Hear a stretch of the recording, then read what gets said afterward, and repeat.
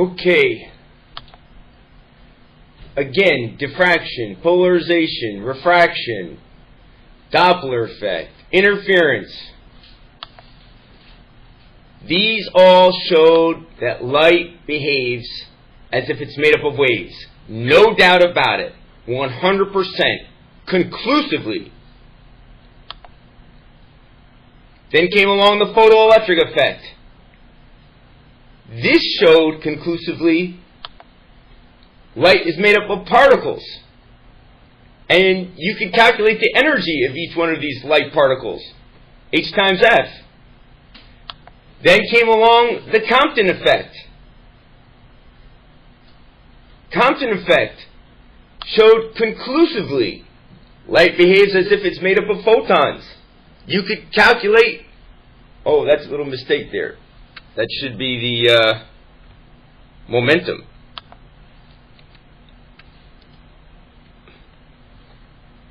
Of the photon.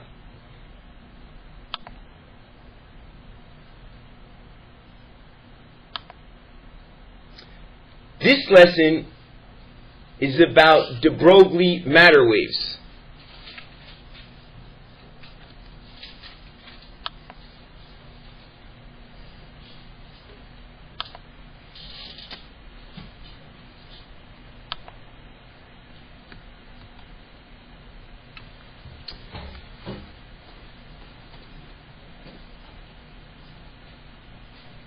So it's always amazing to me how, one thing leads to another.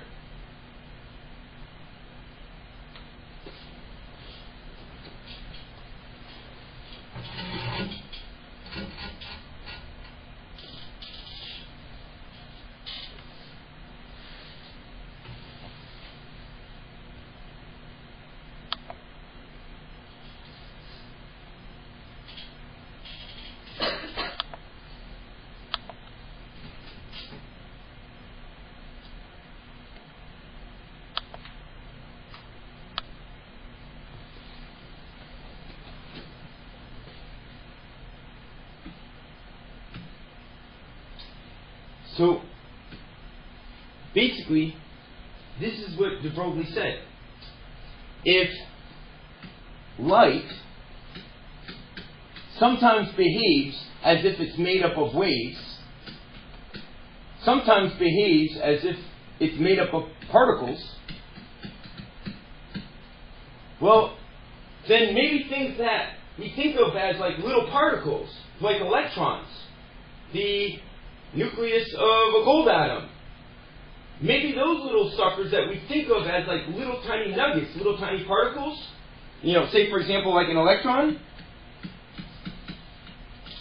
If electrons normally behave as if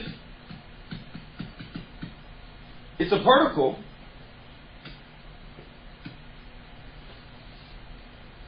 then guess what DeBroglie thought electrons might behave as well? A wave.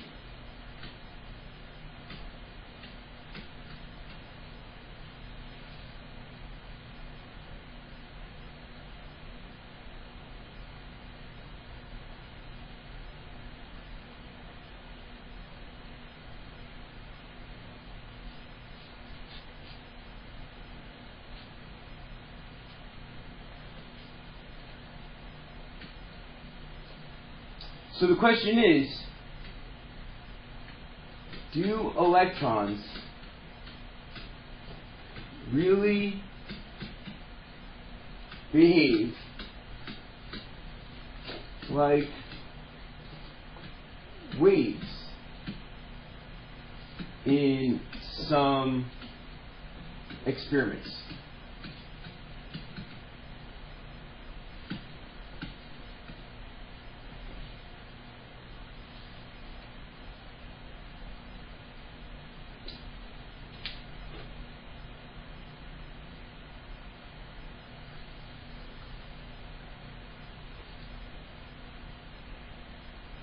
So, one of the most classical experiments that showed conclusively that light behaved like a wave was the double slit interference pattern.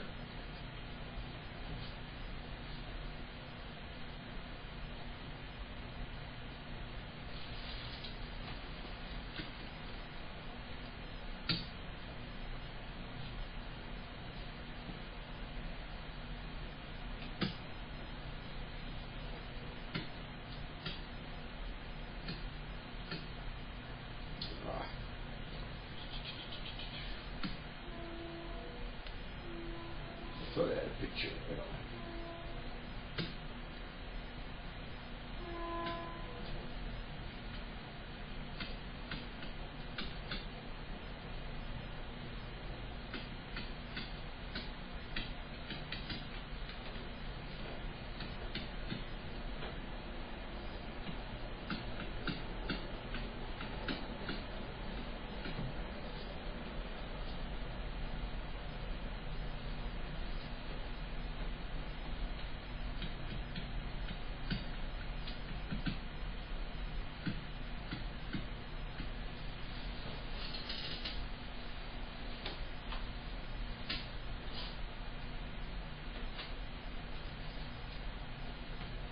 So remember how, like, if you had a barrier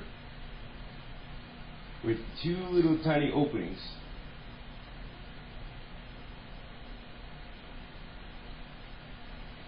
and if you shine light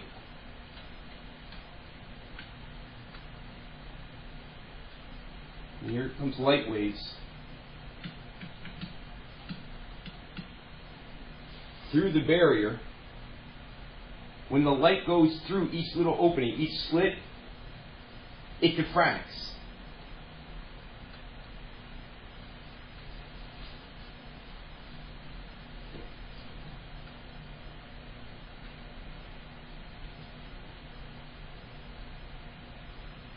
And then when the light coming from one of the little openings interferes with the light coming from another one of the little openings, you end up getting an interference pattern over here where you get bright light here and bright light there and bright light there and bright light there due to constructive interference, but you don't get any light at all in the spaces in between due to destructive interference. Well, if this works for light waves, what would happen if we shot electrons through a double slit barrier like this? Would they behave as if they're made up of waves, or would they behave like particles?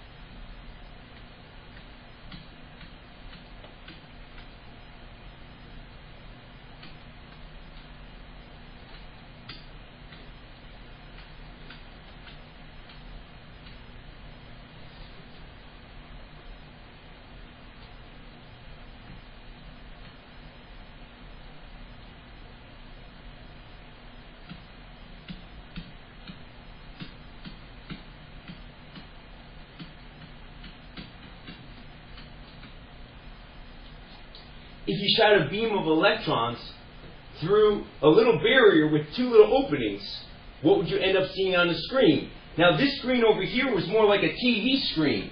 And anytime an electron would hit the screen over here, it would light up like a little pixel. And most people thought that the electrons would basically go through right here, and they would light up the screen here. And some of the electrons would go through right here, and they would light up the screen right here. So most people thought that you would end up seeing two little dots on the screen over here. But lo and behold, guess what happened?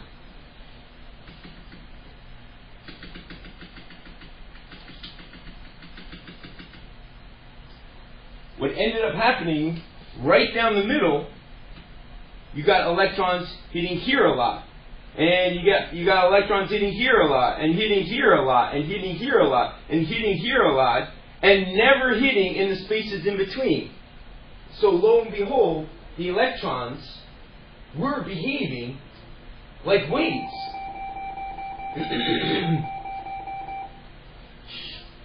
So the answer is yes. And this really freaked a lot of physicists out. Like, what? Electrons? Our little friends, those little nuggets of charge? So the experiment was done over again. Shooting one electron down at a time. Because physicists thought, well, maybe somehow or another, like one electron is going through here and one electron is going through here at the same time, and they're doing some sort of interference thing, you know. So the experiment was repeated, one single electron at a time.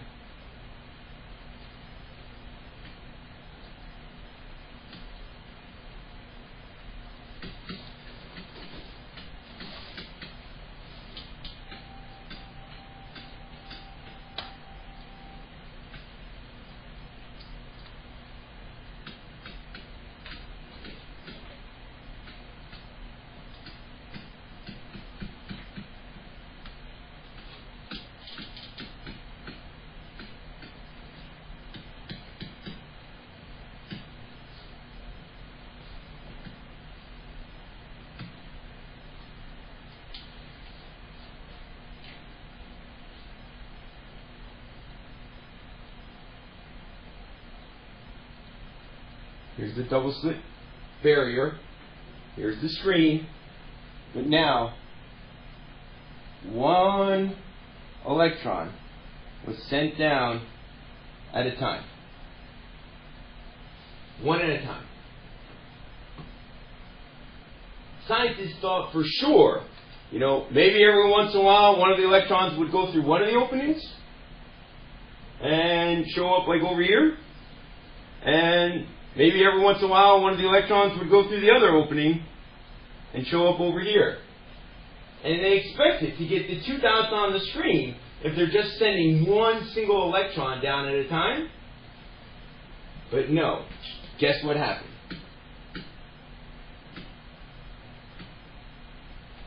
Even sending the electrons down one at a time, the electrons appeared one at a time here, sometimes here, sometimes there, sometimes there, sometimes there, sometimes there, sometimes there, sometimes there, sometimes there, sometimes there, sometimes there, sometimes there, sometimes there.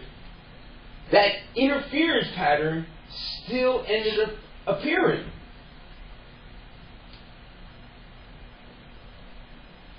So this made physicists think, maybe the electron isn't the little nugget that we know it to be. Even though in the photoelectric effect, it certainly behaved like a little tiny particle with momentum. But here, it's behaving more like a wave. And it's like somehow when this electron comes down, it's kind of like in a blur state. And when that electron comes down in the blur state, some of that one single electron must be going through here, and some of that one single electron must be going through here, and then interfering with each other. The electron is like this blur of some sort, this wave type thing, because the only way you get an interference pattern is when you have those two different waves diffract and interfere. So this was really like completely like mind-boggling to physicists. The electron is like this blur, and some of a single electron goes simultaneously through one opening, while another part goes through another opening. So a third experiment was done, and the physicists wanted to watch to see if they could tell which little opening the electrons were going through. Or was the electron actually going a little bit through each of them?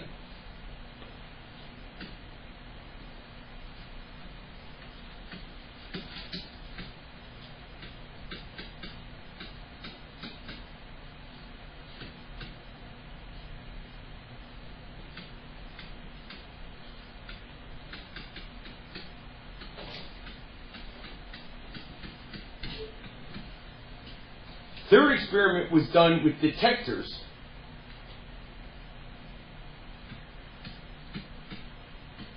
Set up to observe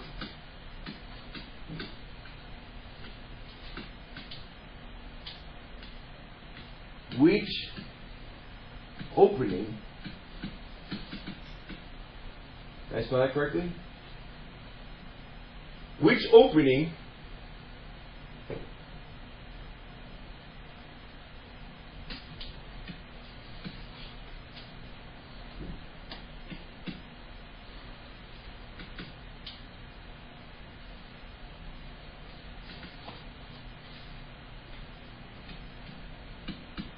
are the electrons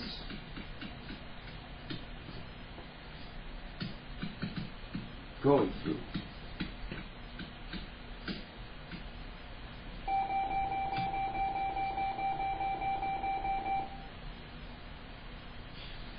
So once again, double slit barrier, screen,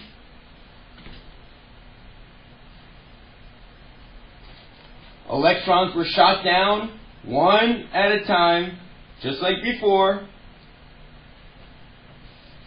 But now we have little tiny detectors way off to the side,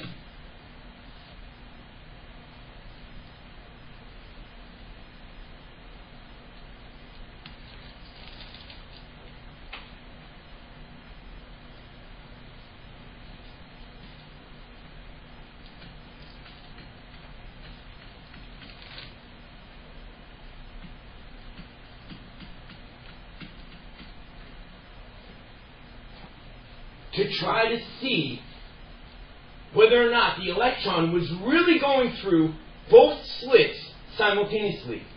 The detectors were actually just a little coil of wire, because each electron had its own magnetic field around it, and if the electron goes near a coil of wire, guess what it induces in that coil? A little tiny baby current. A little tiny baby current. So basically, if a little tiny baby current was induced in the detector, then the scientists knew that, oh, an electron went right near it. Right by that opening. Here's what happened. When the detectors were turned on and the electrons were shot down one at a time, just like before, this time, when the electrons were being watched by the detectors, they behaved like particles.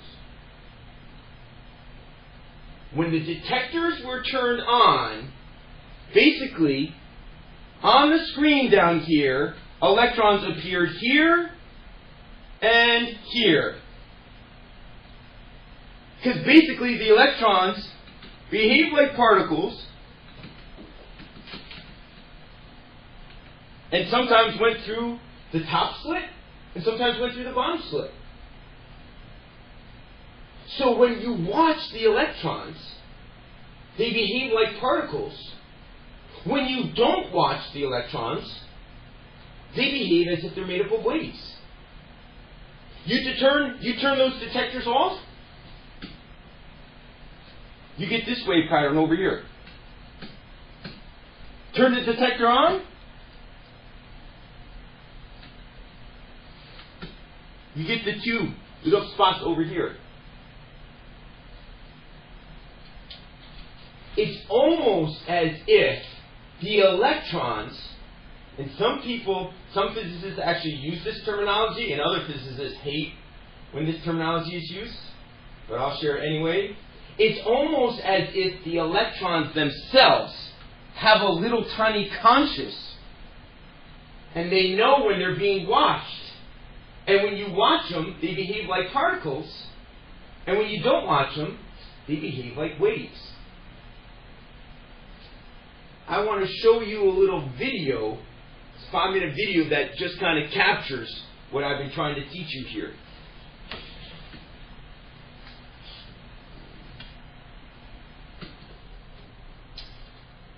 So, I actually put the video on the second page of my webpage, so you can see directly. Or you can go to YouTube and search it. It's called Dr. Quantum Double Slit Experiment. It just kind of recaptures what I've been trying to explain to you. So DeBroglie was right.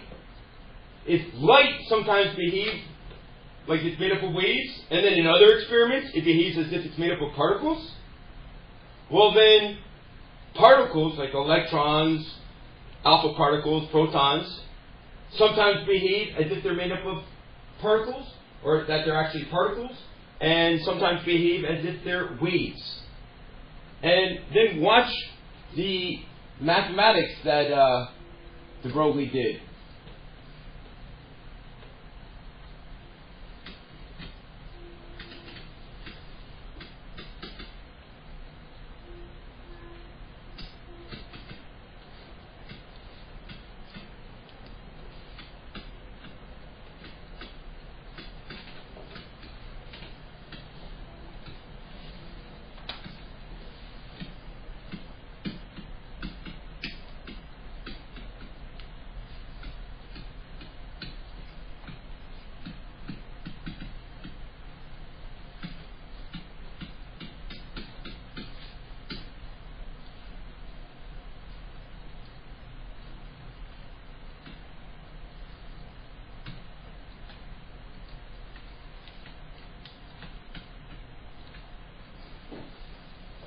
If you want to calculate the wavelength of a moving particle, like an electron, if you want to know the electron's wavelength,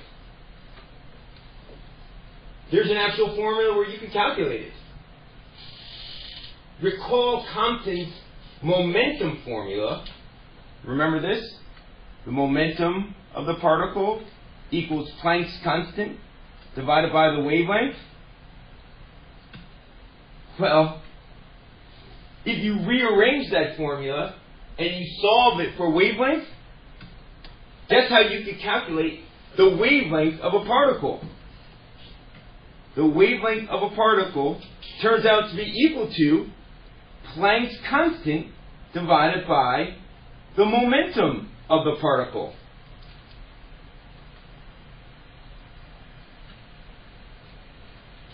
Or you could say the wavelength of a particle is equal to Planck's constant divided by the mass times the velocity of the particle.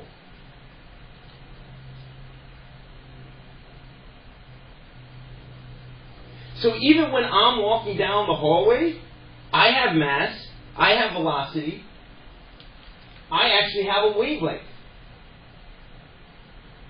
If I wanted to calculate it, I could just throw my mass and my velocity into that formula with Planck's constant and calculate my wavelength. Now, it turns out that these wavelengths from particles are really, really, really small. But this has benefits.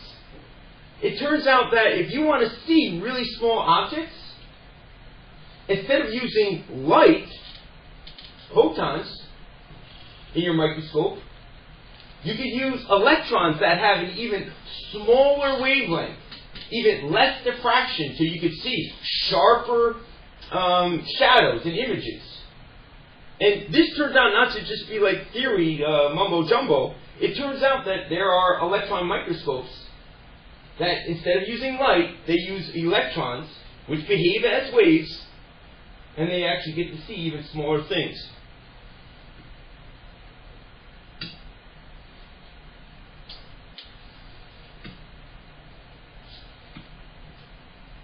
Whoa.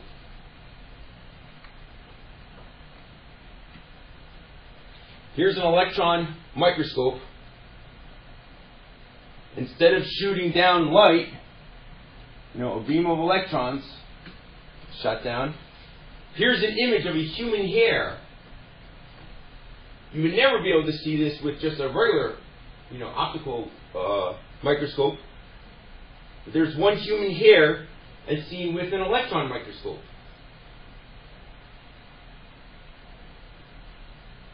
Looks like they could use a little conditioner or something. Alright, anyway. Okay. So,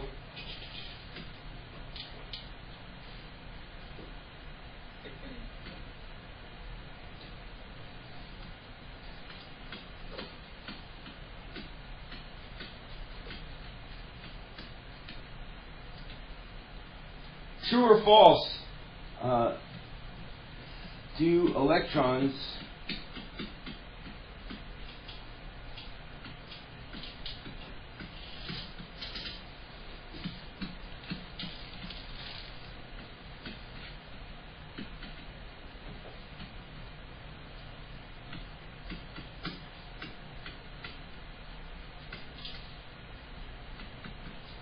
Do electrons behave like waves in some experiments? Absolutely true.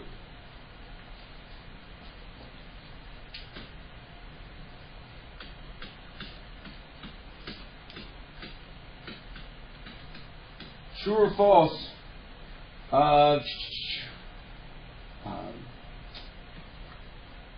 Do bigger, more massive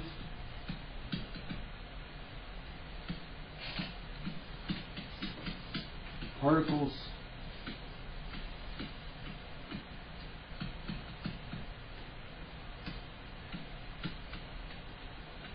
in some experiments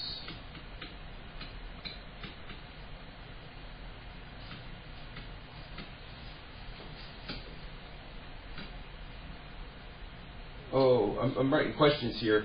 They're really not true or false.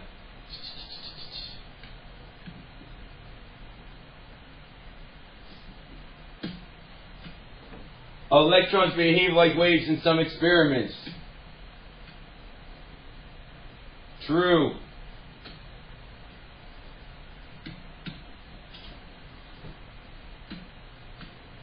Bigger particles behave like waves in some experiments. True.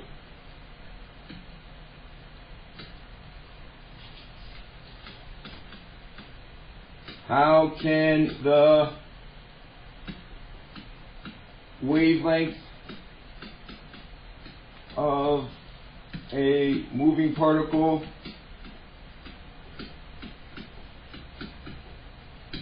be calculated?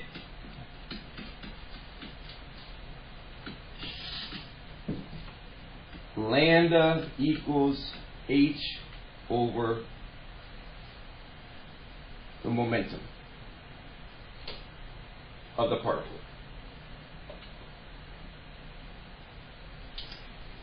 Since it's matter, like electrons, alpha particles, protons, behaving like waves, anytime you have matter behaving as if it's made up of waves, they're referred to as matter waves. So basically, these are called DeBroglie matter waves.